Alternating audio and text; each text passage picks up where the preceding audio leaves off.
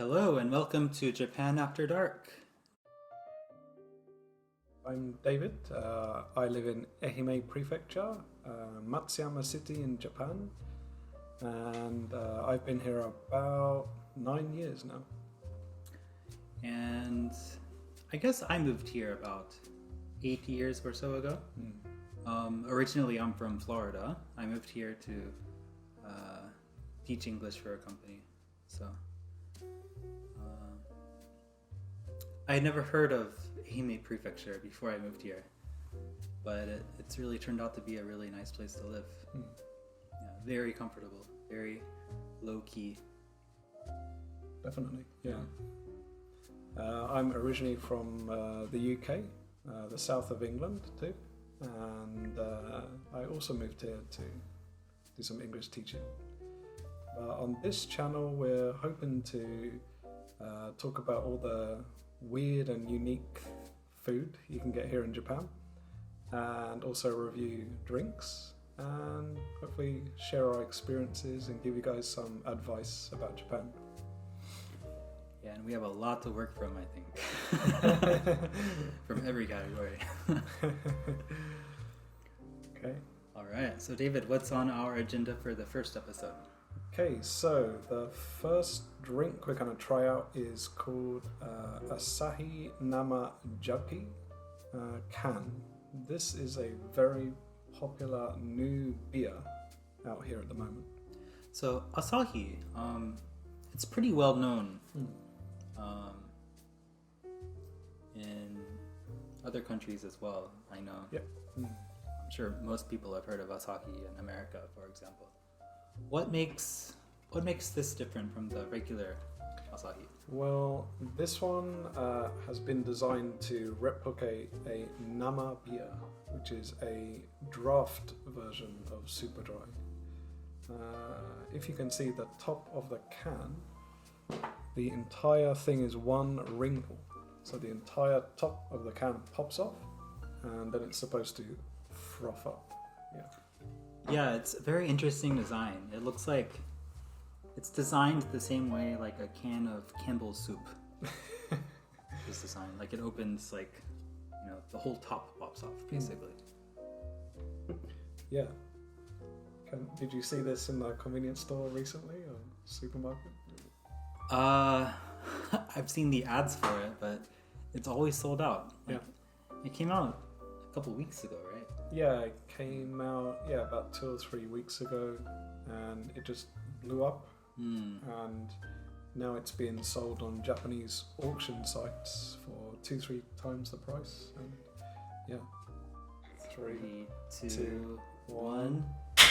Whoa! Kind of like a pop gun. You kind of want to open it as quickly as possible, I think. Look at that. That is frothy. Let's see if we can get a nice... Yeah, there you go. Nice sound bite from you.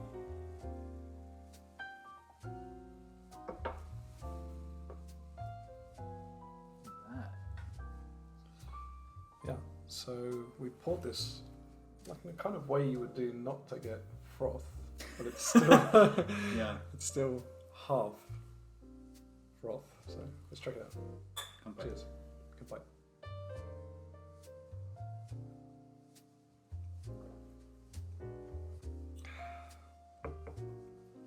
Does it taste like the actual draft you would get in a bar or izakaya or something?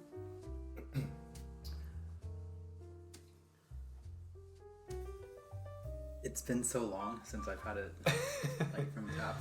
Yeah. Because of everything going I on. can't think why. I don't know. Something may have happened. Something's been going on. But if it's not an exact copy, it's much closer than the original Asahi. For sure, yeah. It tastes more like the tap version than the regular can. Yeah. Definitely, yeah. It's a little bit heavier, I think. Initially it's very frothy, but then once you get into the beer it's a little heavier, so like the tap version. Yeah, and the carbonation is stronger too. It's hard to describe. It tastes stronger, but also different. It's like more tingly on your tongue. Yeah. If this version were like readily available and not a limited item, I would definitely buy this one over the original one. Yeah. But probably, this is just my gut feeling, most people buying this right now are probably just buying it for, for the hype. Because of the rarity, maybe. But that's kind of a shame because it's actually Yeah. it's as good as the hype. I think. So, yeah. I'm just afraid it's popular for the wrong reasons. Interestingly, this one doesn't come in the big size. You can only get it in the 350 milliliter size. So Okay. I wonder if that's due to the design of the can or something. But That's a good point. It might be. if it was 500 milliliter, just blow your hands off. You might need a gun license or something. So on this channel we're going to be giving a score out of 5 for all snacks and drinks that we try. It's just an overall general score, so we're not going to go into detail, I think. But out of 5, what do you say? I would give it probably a 4.5, I suppose. Okay. The original Asahi Super Dry is like a 4 for me. Yeah. It's my go-to beer. It's not the best in the world, but just for casual drinking, I prefer it. This being a little bit better than that one, I have to bump up the score. So, yeah, 4.5. So let's talk about the first snack we're going to try on this channel. Alex, do you want to introduce it? All right. So today we have a potato snack inspired by one of the big hamburger chain restaurants in Japan, and that is Mosburger. So Mosburger. Have you ever been to Mosburger before? Many times. I think it's one of the best Japanese hamburger chains. Yeah, So, for sure. Yeah. It's very popular. So. Yeah, compared to McDonald's, the quality is much higher. It's also more expensive. Yeah. And you tend to get less for what you pay for. But it's cooked to order. Huh, really? Yeah. It's cooked to order. That makes sense. Whenever I go there, it always takes a long time. It takes quite a long time. So if you order, be prepared to wait like 3 to 5 minutes, depending on how busy they are. So. All right. Let's see how this stands up. So this is supposed to taste like their teriyaki burger. Yeah, it's also supposed to taste like their French fries, I think. Wow.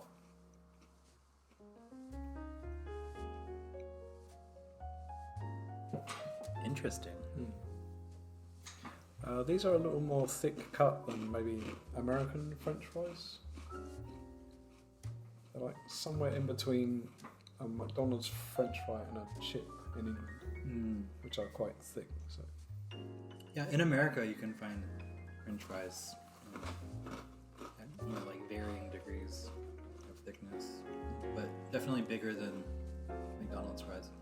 The flavor.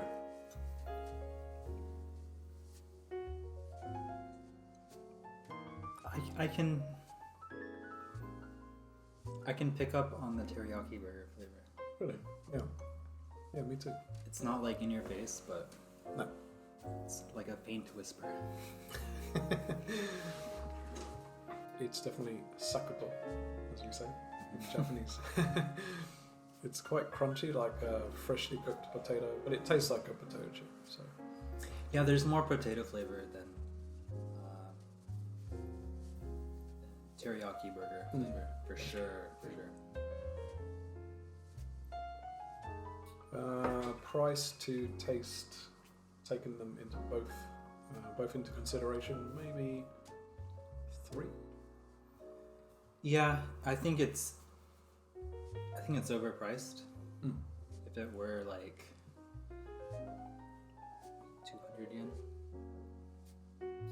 I like the concept of it. The concept is pretty cool. I think. So, Yeah. It's cool to see brands like that, doing like crossovers with snacks. Yeah, it's a cool idea. Yeah. If they were to lower the price, I think I could give it a 4. What are we saying? 3? 3.5? Me? 3. 3. Okay.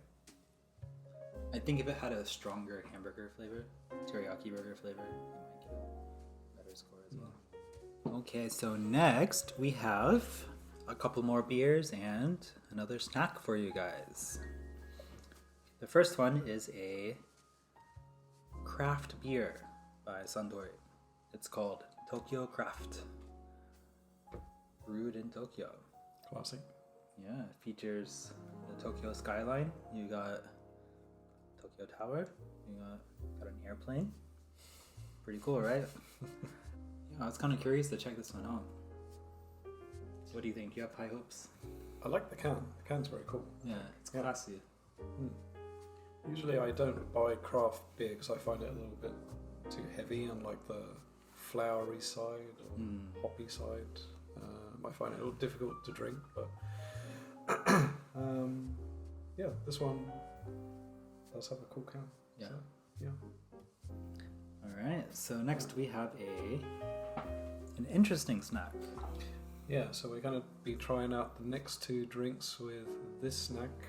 This is, like most of the snacks will be on this channel, very limited and rare. Probably a little strange as well. So It's probably something nobody ever asked for. Yeah, they assumed you want it, so you're getting it. So this snack is a very popular brand of beer snack in Japan called Kake no Tane. Kake means persimmon, tane means seed. So it's like a little rice cracker that's designed to look like a seed. Although I've had many Japanese people tell me that this shape is nothing like a persimmon seed. So, Right. Yeah. But it's kind of cute, I think. So yeah. This snack is something you are most likely to encounter if you go to any like old school bar in Japan. It's like what they usually give you as like a little side. Common flavors are salt. Wasabi is a permanent one, and pickled plum or umeboshi in Japanese is also a permanent one. So, do you have one that you like? Do you buy this? Yeah, I like it. I prefer the wasabi flavor, to be honest. I like that one. Yeah. The wasabi is quite strong on that, right? Yeah. But sometimes they release like unusual flavors like okonomiyaki, yakisoba, other kinds of Japanese dishes. So recently I saw a honey one. Honey one. A chocolate covered one. And salt dare, which means salt sauce.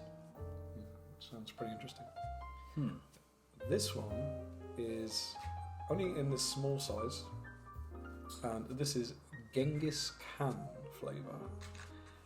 It's from a store, so it's a collaboration in Hokkaido. The store's name is Matsuo. I've never actually been to Hokkaido, so I don't know this store, but I know Genghis Khan. Yeah, so David, what is Genghis Khan? It's basically lamb meat that's you cook it yourself on a grill, so it's kind of a yakiniku. Yakiniku is a table barbecue, so you cook beef or pork or chicken on the grill. Most Japanese people have a problem with the smell of lamb. They find it too strong, so they don't like it so much. But in Hokkaido, lamb is a very famous meat, so it's very popular in Hokkaido. Do you like it? Have you had Genghis Khan? I believe I have not had it. No, I haven't had lamb, to be honest, in a long time. Come back. Bye. Itadakimasu.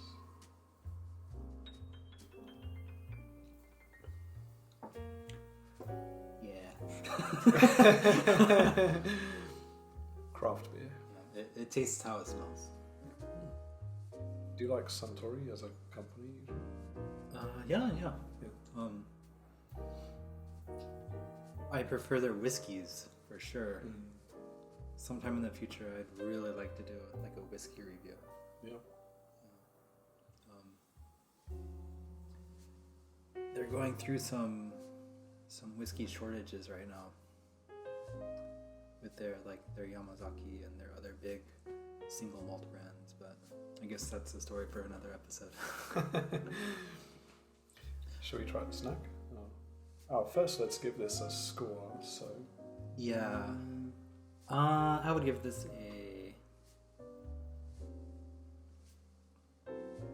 for my personal preference, it's like a 3 maybe, but I would imagine people who like pale ales, like really hobby beers, they might give it a 4. Really? I would imagine. Okay.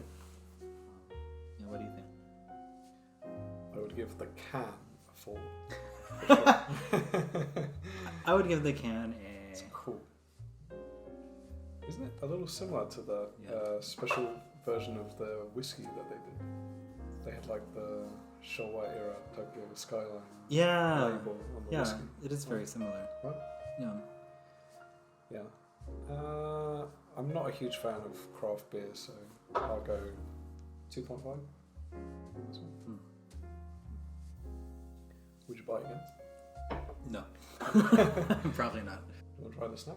So, Yeah, let's go for it. Okay. You can go first. Yeah. Alright.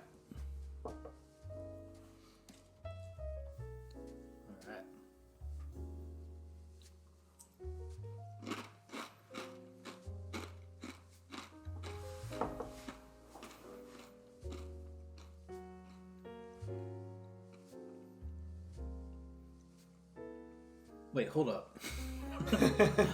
Hold up. That's lamb flavored? It's supposed to be, yeah. It tastes like their like regular kakinotane. Let me try just the senbei, okay? Yeah. Because that's supposed to have the flavour. Yeah.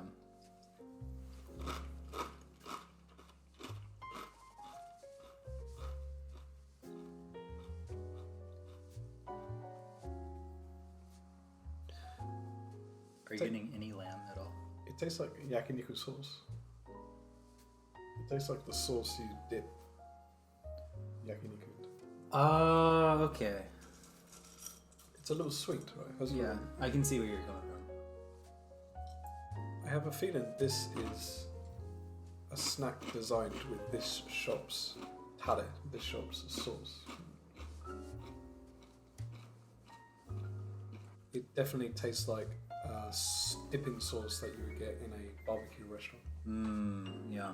It's a little sweet, little barbecue, like Japanese barbecue taste to it. Yeah, considering it has the restaurant branding on it, Yeah. you know, it would make more sense if the flavor was more geared towards like their original like sauce recipe than like a specific ham taste, I guess, right? I mean, it's good. I like it. You get a little like smokiness, like barbecue smokiness. Smokiness. Yeah, like the charcoal you would get from a barbecue. I get that a little as an aftertaste.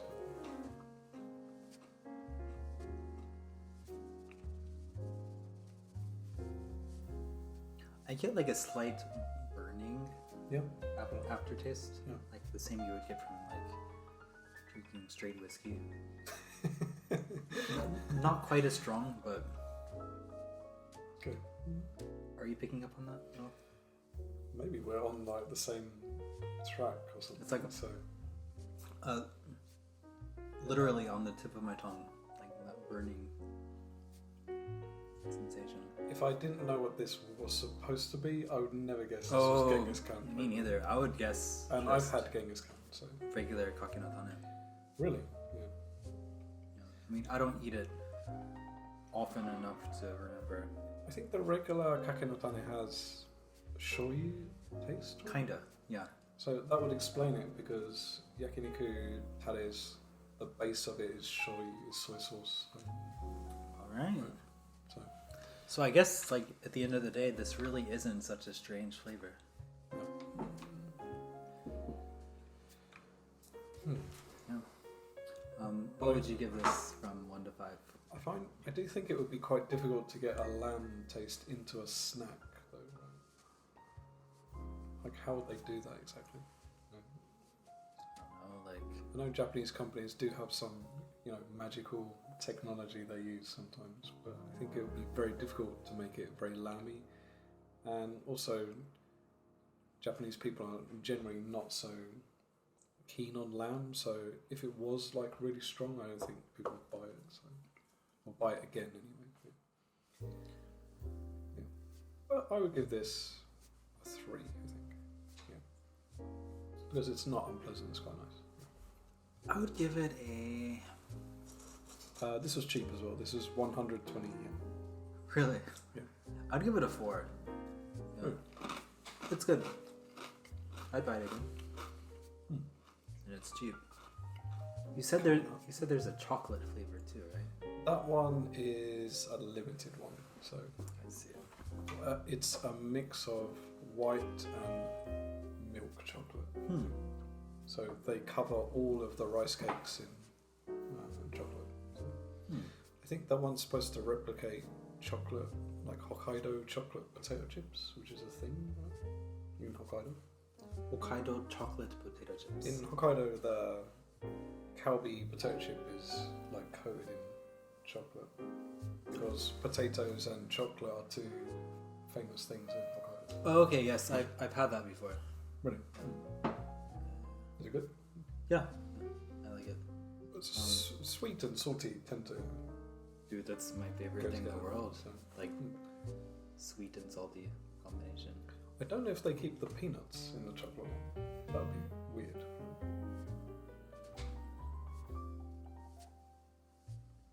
Peanuts in the chocolate one? Yeah, so white chocolate, rice cracker, milk chocolate, rice cracker, and peanuts mixed together. I think that sounds pretty good to Would me. that work? Yeah, I mean, they sell like chocolate bars with nuts, right? I guess then the peanuts would provide the saltiness. So. Yeah. So Alex, should we try the next beer? Let's do it. So the next one you picked up. I did, yeah. I found this in Aeon Supermarket, which is a pretty big supermarket chain in Japan, maybe the biggest chain. I think this might be exclusive to Aeon, so you have to go there to get this. This is by Asahi. It's called Fujisan Japanese Premium Ale. Fujisan is Mount Fuji. So the can actually has like a hokusai, like a ukiyo-e picture of Mount Fuji, like you would see in Japanese traditional art. So it's a very decorative can. It is. It's very stylish. It looks like something you'd find at the convenience store in the airport in Tokyo. I know overseas tourists who come to Japan love this kind of like the Hokusai wave or Fujisan. Or, so I think this would be a really good souvenir to take back. For sure. I think people would never open this if they took this back. It's a beautiful can. Yeah. The art design alone makes it look extremely delicious. You can't explain it, but Looks like you don't want to open it, right? So it's 5.5%, and this is cheaper than that one. Then the craft. This is the cheapest beer today. I think this one is like 150 yen, 140 yen. So it's on the cheaper side. So I'm curious, is this basically just a like repackaged super dry? No, I don't think so. I think this is an original beer. So it says Nihon no Premium Eiru. So this is an ale, not a lager. I see. Yeah. The super dry one would be a lager, I guess. Yeah. Like an American lager that you'd have like Budweiser or Miller or something. Right. Yeah. So this is probably going to be a little heavier, like closer to that one, I think. Okay. Yeah. I can't imagine it'll be hoppy though. There you go. Thank you. The color is closer to super dry. Right? Yeah. A little darker. Yeah, it's not a deep. Not as dark as that. The Tokyo. Yeah. Goodbye.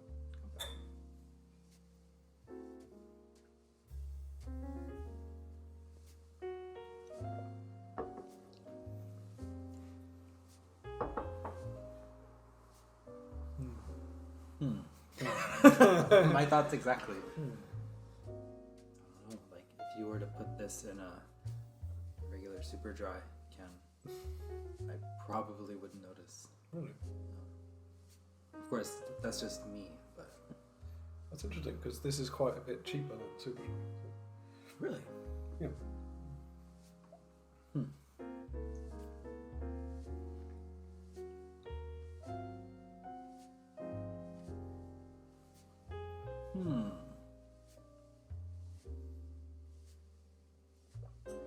It's good though. I like it. I'd give it a 4.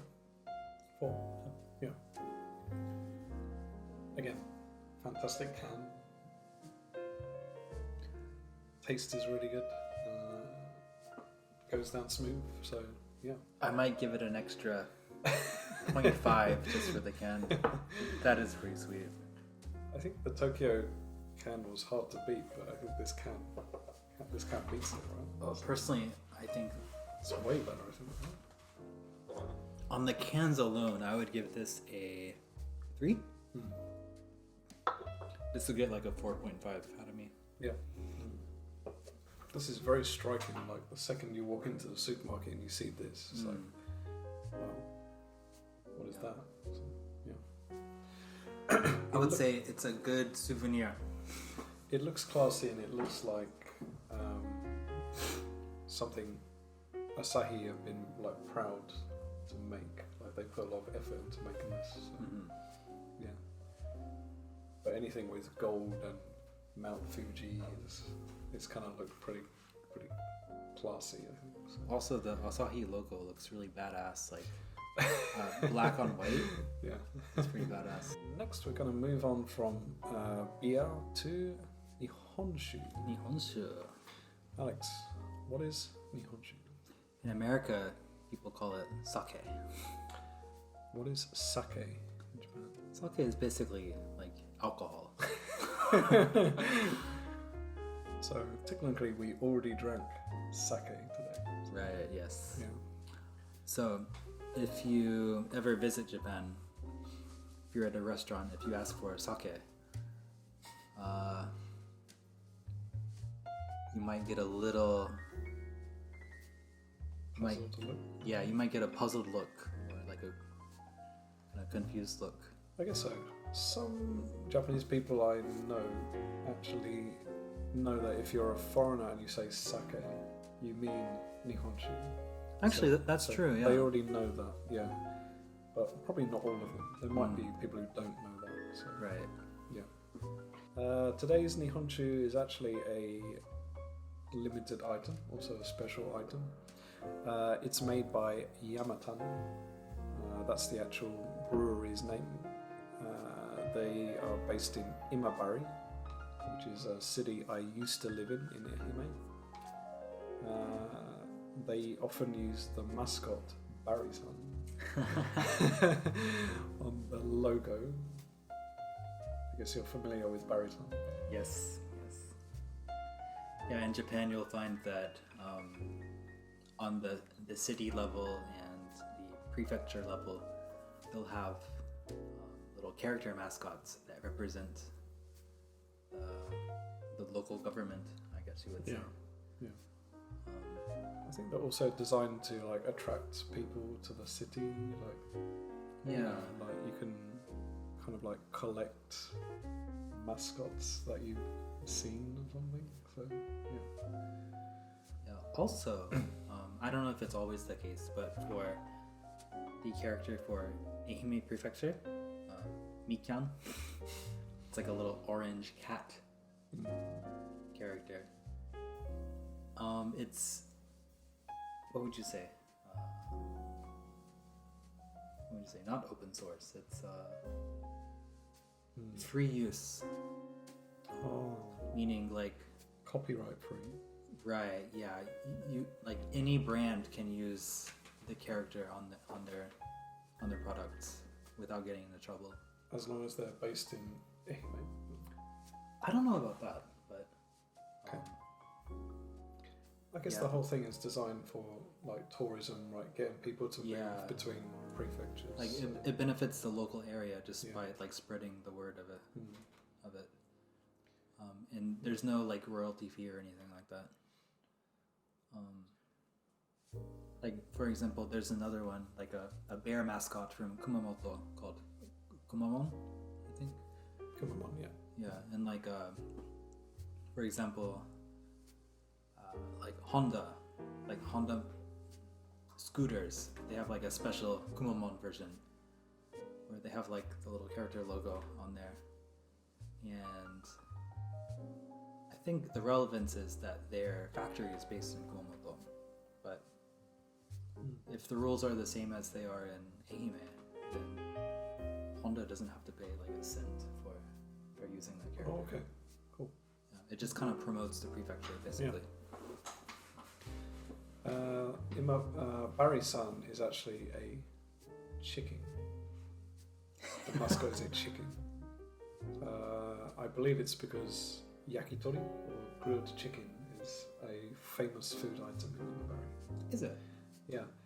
If you go to any grilled chicken place in Japan, the chicken is always served on a skewer. But in Imabari, it's not served on a skewer. Just the chicken pieces are served on a plate, like a metal plate. I didn't know that. Yeah, so it's actually called Imabari Yakitori. Wow. However, Barry-san often has yakitori and he's eating it. So does that make him a cannibal? Good question. Is he eating it on a stick? Yeah, he often has like a cup of Yamatan Nihonshu and he has it on a stick. So, That makes him a cannibal and a traitor. and he also hates the other way prefectures serve yakitori. Yeah, it's pretty wild. So. Yeah. But I think 2 or 3 years ago, Barry-san was like the trending mascot in Japan. He was like the most popular. Yeah, mascot, he's a so- pretty popular one. Yeah, I think Kumamon is more popular, but people actually came to Imabari because of Barry-san. So, yeah. But when you walk around Imabari, the only thing you see is like this ball with Barry-san. So, I don't know if it's the case anymore, but Yeah. like 10 years ago or so, I don't know. Funashi was like extremely popular. Like Funashi. Funashi from Funabashi, I believe, because it's like the character mascot on TV shows, like the person in like the suit would like do like really like crazy things on film. And it's like this really cute character, but it's like running around and being crazy. I mean, maybe we can like put it up on screen over this.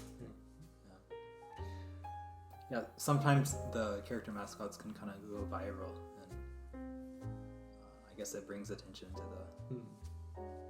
the prefecture or the city or whatever.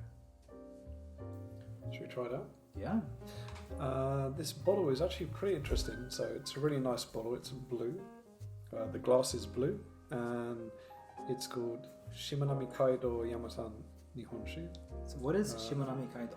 Shimanami Kaido is a bridge that connects Shikoku, which is the island we live on, to Honshu, which is the biggest island in Japan. The island that Tokyo is on, Kyoto, Osaka, etc. So the bridge actually connects separate islands between Shikoku and Honshu. It's a very beautiful place. It is, in my opinion, it's the most beautiful place in Japan. Yeah. Mm. If you ever come to Shugaku, you must go to Imabari and either just see the bridge or drive across it or cycling is maybe the number one way. Very famous for cyclists. Cyclists, yeah. I would also say if you want to come to Japan for the nature, for beautiful scenery, then that area is a must stop for sure. There you go. Ooh, I can smell it. Okay. Come back.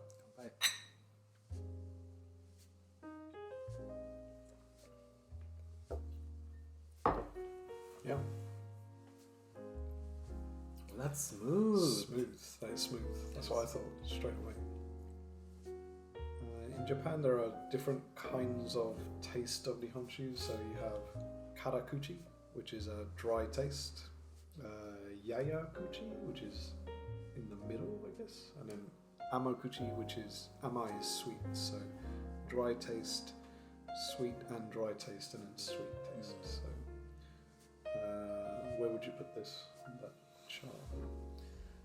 I'm not a nihonshu aficionado, but Yeah, I'd say it's on the sweet side. I think so. It's not so dry. Yeah. The Yamatan I usually drink is actually the dry one. So Really? yeah, this one tastes a little bit different. But like wine, being good at nihonshu is kind of like you have to study it, I guess. Or, you know, Yeah. It's very complex. very similar to wine enthusiasts or whiskey enthusiasts. The final snack we're going to try today is a chocolate. I found this in a convenience store. This is not your ordinary chocolate. It certainly isn't. So the chocolate we have today, this is actually a famous chocolate series. You can find many varieties of this. The regular one would just be a normal chocolate, basically. But there have been wasabi ones before. They often do collaborations with companies, so cheesecake flavor or something like that. This one is a Menbei flavor. Menbei. Mentaiko senbei flavor. Mentaiko senbei. Alex, what is Mentaiko? Mentaiko is a kind of like fish egg. Yeah. Yes. Yeah. It's we actually looked it up. It's a pollock roe. Senbei is a rice cracker, and this is a fish egg rice cracker. I think it's from Fukuoka. No. Mentaiko is very famous in Fukuoka. Yeah. Have you ever had this senbei before? No, I haven't. Really? So, to be honest, I have no idea what to expect from this at all. Trying to imagine mentaiko, so fish egg, and a rice cracker, and chocolate. What do you get when you combine all of those? So, what kind of chocolate is this? Is this like a milk chocolate? I think so. So let's look at the description. So it's on the inside it's menbei. So it's actual pieces of the rice cracker on the inside. So it might have a crunchy taste on the inside. Okay. The menbei is in milk chocolate. So that's the inside part is milk chocolate and the rice cracker. And the outside is menbei fu aji choco.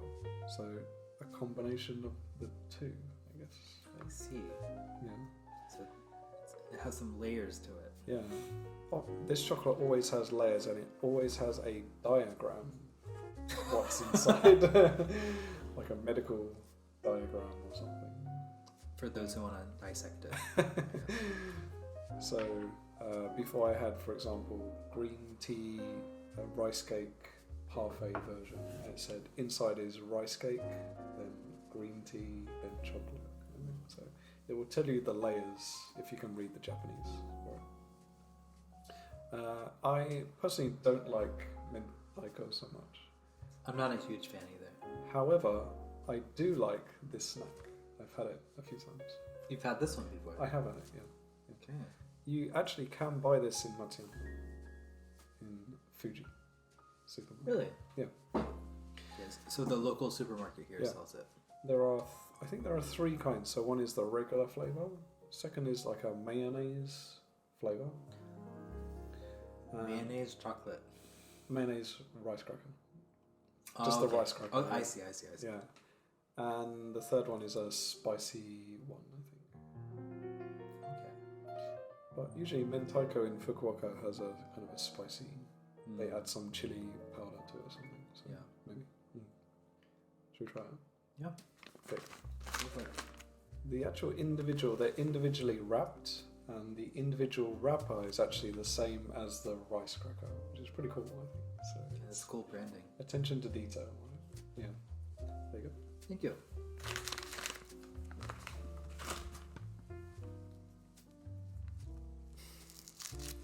That's some nice packaging. Yeah. Very premium. Okay. So just smelling this, it smells exactly how you would think. It's the rice cracker and chocolate mixed together. That's how it smells. Holy moly. Yeah, it smells very strong. I can smell like everything.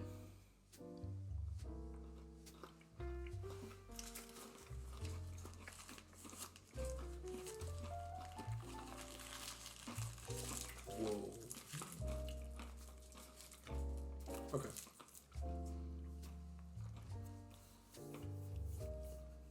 If you've had the original thing, like I've had, this makes sense like immediately. That's what it tastes like, mixed with chocolate.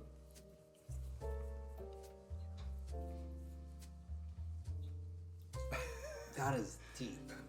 That is I don't mean deep like a deep chocolate flavor, like dark chocolate. Or I don't mean deep like bitter. I mean deep like.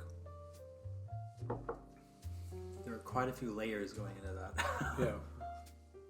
But you can taste everything. Yeah. That is very unique. It's like an orchestra in your mouth. Yeah. I'm surprised at how, like, this exactly tastes like the original snack as a chocolate. That's exactly what it tastes I haven't had the original snack, but Yeah. I feel like now You have. I have. Basically, you have, yeah. No. Yeah. Maybe we should review the original snack, like, on the next episode. Yeah. You'll know. Let's do it. Yeah. Do you like this? Yeah, it's very good. Yeah. It tastes like a very premium. It tastes like it would be expensive. Yeah, it does, yeah. How much was that bag? This was like 130 yen. That's much cheaper than I imagined. $1. It was like $1. Yeah. I was imagining more like $3 or something. Really? No. Yeah. Yeah, just the packaging, it's like really well packaged. Yeah. It tastes really well made. Like they put a lot of work into making it. So Every aspect of this is top notch. yeah. Like the wrapping, the branding, the flavor. Yeah, I'd give it a 5 for sure. Yeah, me too. Yeah. Our first 5, I think. Yeah. First episode. Yeah. 5. So that about wraps it up, guys. Thank you very much for tuning in today for our first episode. We have a lot of things in store for this podcast. Definitely. Yeah. A lot of things we want to review, a lot of things we want to talk about. And that said, if there's anything that you would like us to talk about, just you can leave us a comment down below. Yep. If you have any questions about life in Japan, or if there's anything you want us to see, if there's anything you want to see us review, like foods or snacks, beer, wine, whatever. Anything, okay. Yeah, just let us know, and we'll try to do something in the next episode. Yep. Yeah, we are accepting requests, so anything you guys are interested in, convenience store, food, supermarket stuff, anything at all, even omiyage would be okay. Yeah. As long as we can get it, then we'll do it. Yeah. Also, once everything kind of clears up, we want to do some restaurant reviews too. That'd be fun. Yeah. But if you enjoyed what you saw today, please leave us a like, maybe a subscribe. We have some big plans for this channel, so we are going to launch an Instagram as well, so that should be up now. So if you want to follow that, that'd be great. You'll see when the next episode's going to come out, and there'll be some extra photos on there you can check. And if you have anything you'd like us to talk about on the next episode, please leave a comment below, and we will certainly check it and probably talk about it. So thanks guys for tuning in the first episode of Japan After Dark, and we'll see you next week. All right, peace.